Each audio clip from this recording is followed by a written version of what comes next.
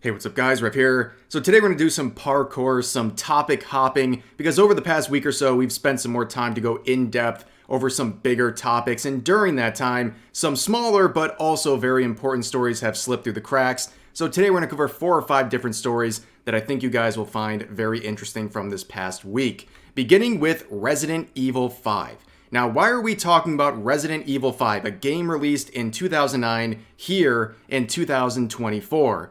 Well, over the past year or two, there's been a lot of discussion about a possible Resident Evil 5 remake after Resident Evil 4's remake was made about a year ago. Game journalists have been coming out of the woodwork to claim that a remake of Resident Evil 5 is impossible because the game is too racist for a modern audience. You can see an article from The Gamer here, but also an article from IGN that would get fact-checked about 2 months ago saying Resident Evil 5 simply can't be remade, at least not to the standards of Capcom's best work. And you would see they would get hit with this community note saying, the article misconstrues the story of Resident Evil 5. IGN also rated the original Resident Evil 5 a 9 out of 10.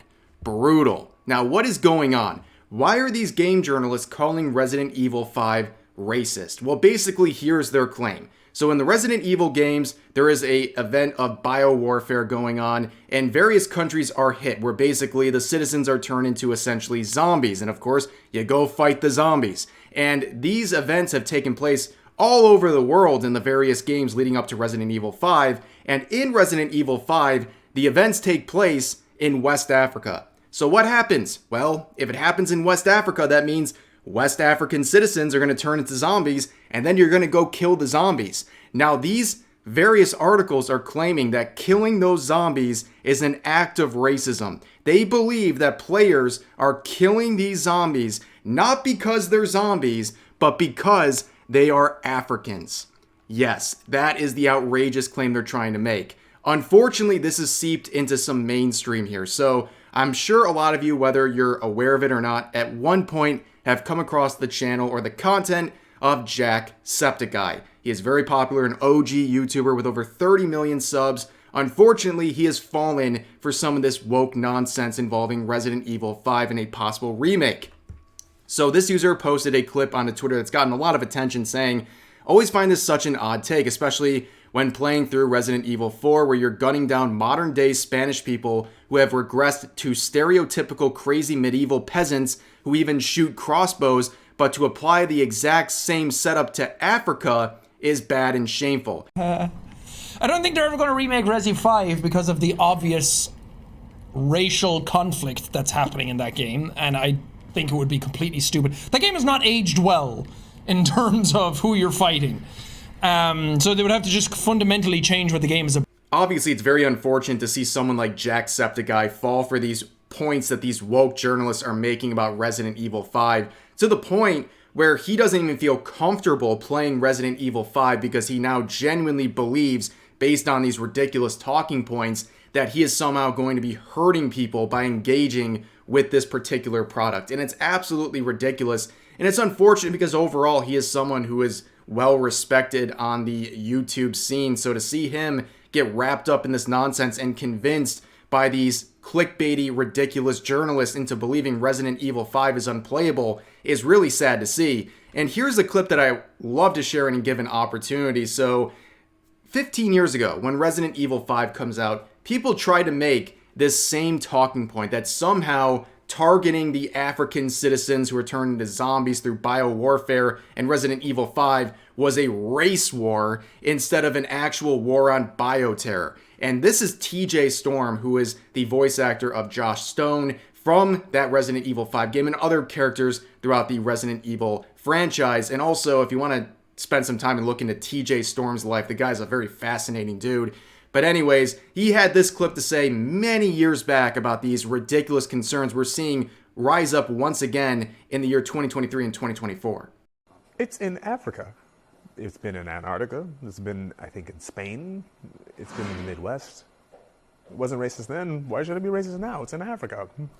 Have fun with the game. Play the game. And as various clips of Jacksepticeye's comments on Resident Evil 5 have made the rounds on places like Twitter, we've seen people, the usual suspects, come out of the woodwork to try to demonize anyone who has an issue with what's happening here. You see this tweet right here, this quote that really sums up the moral outrage, saying, "You can really tell what chuds have and haven't played Resident Evil 5 in these replies. You absolutely cannot remake this game," which goes against the direct comments of people like Storm and other people who have actually played the game or participated in the creation of this game. And I think this TikTok we're going to look at really quickly really sums up how a lot of people feel when a bunch of woke weirdos on Twitter want to speak on their behalf. This article was written by Miss Jade King. Allow me to introduce you to Miss Jade King. Now, I don't know if y'all noticed this or not, but that's not a black woman or a black person, period.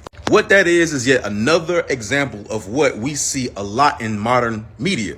PC culture, woke people being offended for people who aren't offended. Don't be offended for black people. We didn't ask you to do that. I know you may think that gets you cool points and that gets you a little approval in the culture, but it does not. Like, bruh, we know this game ain't racist. No black person ever said it was. You cannot find a single article on the internet that's talking about the controversies around the Resident Evil 5 that was written by a black person. By allowing clickbaity articles like this to be successful, you are making it more and more difficult for real situations of racism, transphobia, homophobia, xenophobia, bigotry, all of that to be ignored and not taken serious. Because then it's going to be, oh, here we go again. Somebody's mad about something. And we're already there because of shit like this. Because I'm going to keep it a buck with you. Motherfucker, you come at me like this, you getting shot, period. I don't give a fuck if you white, red, black, brown, yellow, green. I don't care. You step to me like this, my boy, it's curtains. Again, Resident Evil 5 is not racist, bro, at all. Stop speaking for us. So now we're going to move on to the next topic of today's video, and that is focusing on Fire Emblem Heroes, in particular, their official English account. Now, they made this tweet the other day, and you can see the image posted here is Camilla from that franchise. Now, without even context, you can tell there's a weird crop right at the beginning of her bust, but also there's a lot of weird amounts of white space on the sides and top. Clearly, this is a very forced crop, as a lot of people predicted, and it would turn out that that is in fact true. Here is the official Japanese account making the same tweet with the full image containing her entire figure. Now, that just goes to show you that there is something very strange going on the Western side of Twitter, where they need to crop off things like this. And it's even more bizarre when you realize that this is the in-game product. This is what you're going to get if you actually play Fire Emblem Heroes. In fact, let me remind anyone who's confused on Twitter what this game actually looks like and what this character Camilla actually is featured as in this game and the level of fan service that they have attached to her.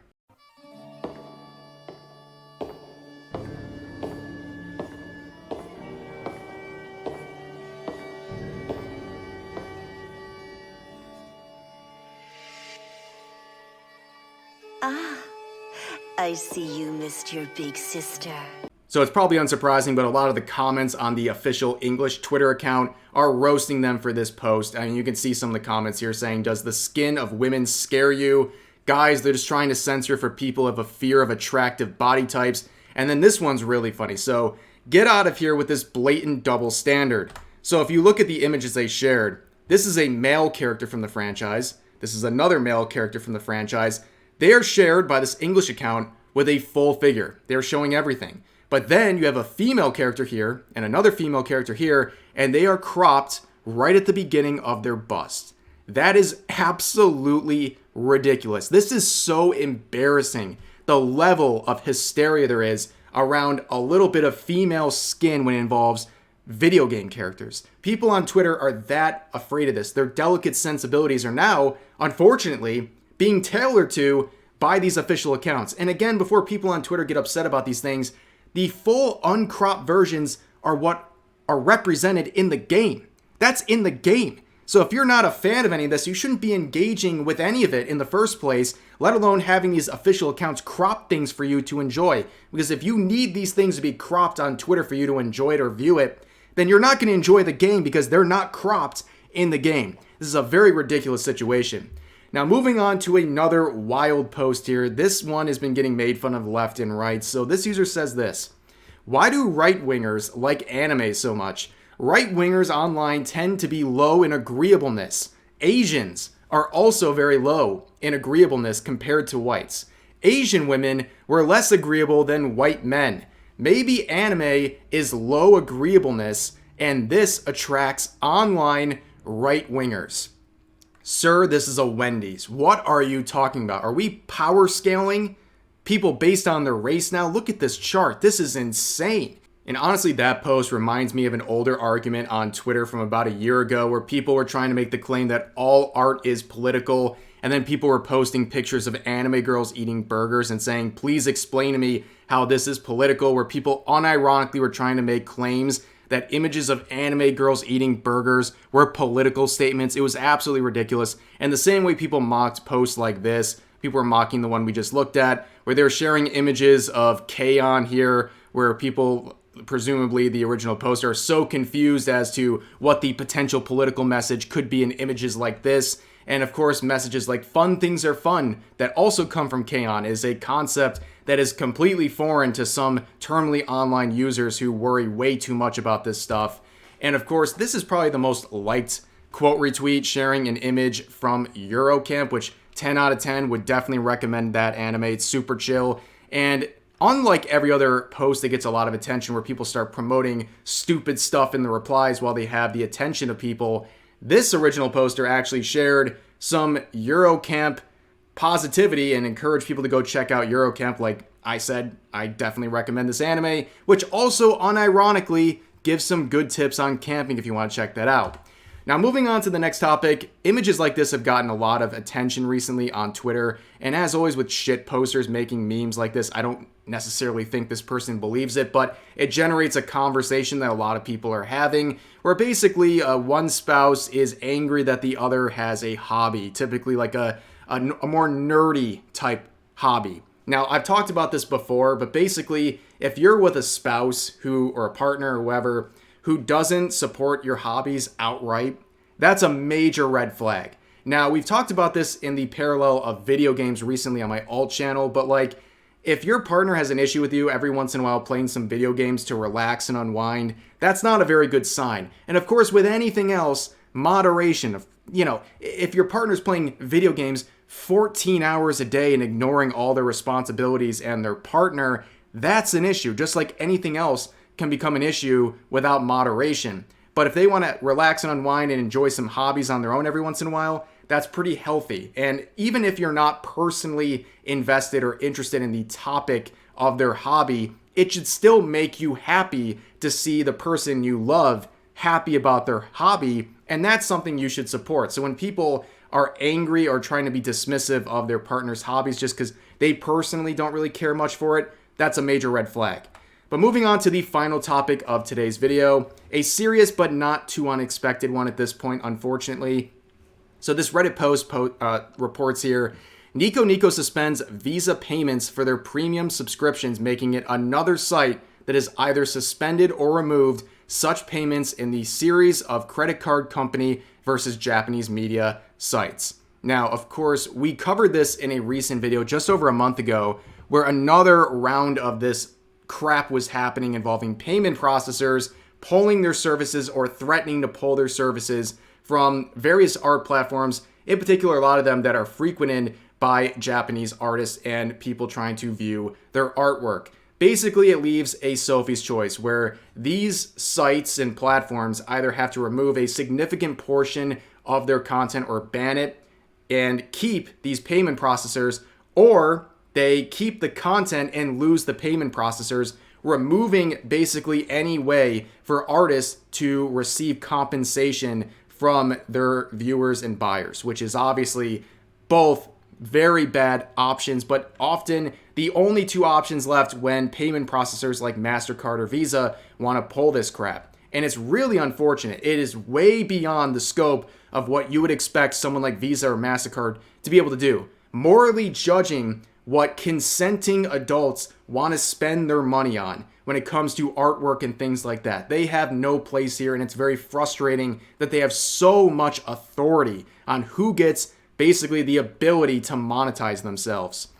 But anyways, apparently, MasterCard and Amex had already done this a while ago on Nik Niko, about half a year ago. So at this point, MasterCard, Visa, and Amex, that's pretty much the entire thing. That's all payment processors have been removed from Nik Niko, which, by the way, is a YouTube equivalent from Japan. This is a pretty serious deal, and you can see some of the dismissive comments under this Reddit post saying, this doesn't seem really applicable to English speaker users because this is a Japanese site. But no, this is very relevant, as this comment points out, because censorship from payment processors goes way beyond just Japanese companies. And again, if you're going to ignore censorship when it affects something you believe doesn't impact you personally, that's a terrible move, because eventually it's going to keep snowballing until it starts censoring things that you actually care about. And for whatever reason, these payment processors are cracking down the hardest on sites and platforms frequented most by Japanese users.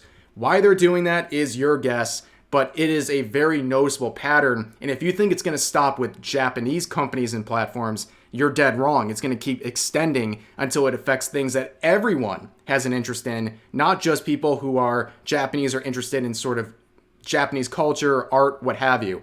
But anyways, that is going to do it for today's video. Another round of some interesting news and drama for you guys to enjoy. As always, feel free to share your thoughts about today's topics in the comments section down below. Hope you guys enjoyed the video, and I'll see you next time.